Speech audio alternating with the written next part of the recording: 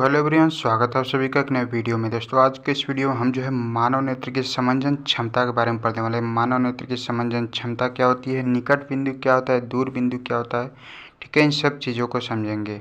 मानव नेत्र की समंजन क्षमता का परिभाषा लिखने में जो है एक पॉइंट आता है निकट बिंदु। ठीक है, निकट बिंदु कितनी होती है, कितनी दूर तक होती है, या फिर दूर बिंदु कितनी होती है, कितनी दूर तक होती है, उसकी परिभाषा क्या होता है, सब कुछ जो है जानेंगे।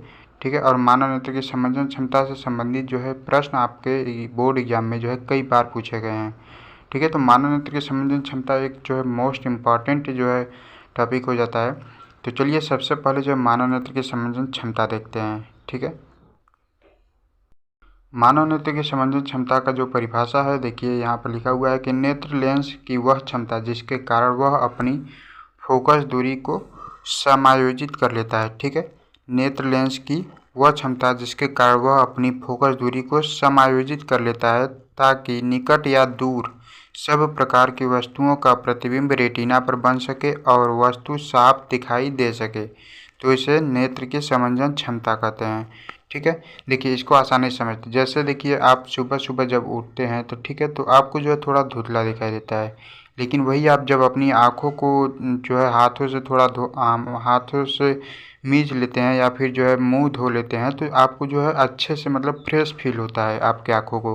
ठीक है, तो यानी कि क्या है वह जो है मतलब कि वह क्षमता जिससे जो है वस्तु, कोई भी वस्तु जो है क्या करे, साफ दिखाई दे, चाहे वह दूर की वस्तु हो, थोड़ा सा दूर हो, चाहे वह नज़दीक की वस्तु हो, साफ साफ स्पष्ट दिखाई दे, वही क्या होती है, वही क्षमता जो है मानव नेत्र की समंजन क्षमता का होता है।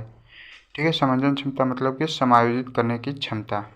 मान लेते हैं कि यहाँ पर ये जो है कोई वस्तु है, ये जो है आँख है, ठीक है, और यहाँ पर जो है कोई वस्तु रखी हुई है ना। तो अब यहाँ से पर कोई वस्तु ये जो रखी हुई है, यह मान लीजिए इससे जो है साफ दिखाई नहीं दे रही है, लेकिन कुछ ऐसा हो जाए जैसे कि यह व्यक्ति क्या करे, अपना मुंह धो ले या फिर अच्छे से जो है आँखों को जो है मींच कर देखे, तो यह वस्तु क्या होगी, साफ साफ दिखाई देने लगेगी। ठीक है, तो यही क्षमता क्या होगी, यही क्षमता जो है मानव नेत्र की समंजन क्षमता को प्रदर्शित करेगी। ठीक है, नेत्र की समंजन क्षमता समझ में आ गया। अब इसमें देखिए एक पॉइंट आया हुआ है निकट बिंदु। ठीक है, निकट या दूर। ठीक है, अब ये निकट कितना होता है, निकट बिंदु क्या होता है, दूर बिंदु क्या होता है, इसको भी जो है हम लोग देख लेते हैं क्योंकि इससे भी संबंधित प्रश्न पूछे जाते हैं। सबसे पहले देखिए निकट बिंदु देख लेते हैं। निकट बिंदु में जो है देखिए क्या है कि मानव नेत्र से वह न्यूनतम दूरी जिस पर रखी वस्तु नेत्र द्वारा बिना जोर लगाए स्पष्ट रूप से दिखाई दे सके न्यूनतम दूरी कहलाती है।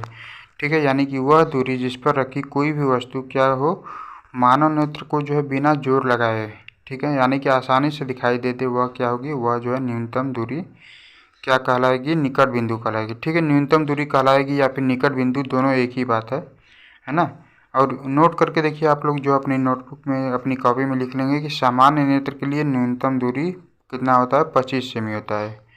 ठीक है, सामान्य नेत्र के लिए कितनी होती है न्यूनतम दूरी, 25 सेमी होती है। ये जो 25 सेमी है, इसे जो है स्पष्ट दृष्टि की न्यूनतम दूरी कहते हैं। ठीक है, क्योंकि वह न्यूनतम दूरी है 25 सेमी जिस पर रखी वस्तु क्या हो, स्पष्ट दिखाई दे, तो इसे जो है स्पष्ट दृष्टि की न्यूनतम दूरी भी कहते हैं। ये जो है आपके बहुविकल्पीय प्रश्न में कभी कभी पूछ देता है कि स्पष्ट दृष्टि की न्यूनतम दूरी कितनी होती है, तो यहाँ पर जो है 25 सेमी होती है, इसको आप लोग ध्यान रखेंगे। अब उसके बाद जो है दूर बिंदु देख लेते हैं। दूर बिंदु देखिए वह बिंदु होता है, ठीक है, यहाँ पर ये परिभाषा देख लेते हैं, फिर जो है आपको समझाते हैं। मानव नेत्र से वह अधिकतम दूरी जिस पर रखी वस्तु मानव नेत्र द्वारा स्पष्ट रूप से दिखाई दे सके दूर बिंदु कहलाता है। ठीक है, देखिए जो निकट बिंदु है और जो दूर बिंदु है, दोनों का डेफिनेशन एक ही है, बस यहाँ पर देखिए अंतर क्या है। यहाँ पर देख रहे थे कि निकट बिंदु में क्या था, मानव नेत्र से वह न्यूनतम दूरी, ठीक है, वह न्यूनतम दूरी हो जाएगा यहाँ पर, और इसमें जो है दूर बिंदु है, दूर बिंदु में क्या हो जाएगा, मानव नेत्र से वह अधिकतम दूरी, ठीक है, अधिकतम दूरी जिस पर रखी वस्तु मानव नेत्र द्वारा स्पष्ट रूप से दिखाई दे सके क्या कहलाता है, दूर बिंदु कहलाता है। ठीक है, और नोट करके लिख लेंगे कि सामान्य नेत्र के लिए दूर बिंदु कितना होता है, तो अनंत पर होता है। ठीक है, ये भी जो है आपके बहुविकल्पीय प्रश्न में पूछा जाता है कि सामान्य नेत्र के लिए दूर बिंदु कितना होता है, तो ध्यान रखेंगे दूर बिंदु जो है अनंत पर होता है। ठीक है, तो ये था जो है स्पष्ट दृष्टि की न्यूनतम दूरी या फिर जो है दूर बिंदु, निकट बिंदु और जो है मानव नेत्र की समंजस क्षमता से संबंधित ये कॉन्सेप्ट था। ठीक है, आई होप कि आपको अच्छे से समझ में आ गया होगा, सभी डाउट जो है क्लियर हो गए होंगे मानव नेत्र की समंजस क्षमता से संबंधित।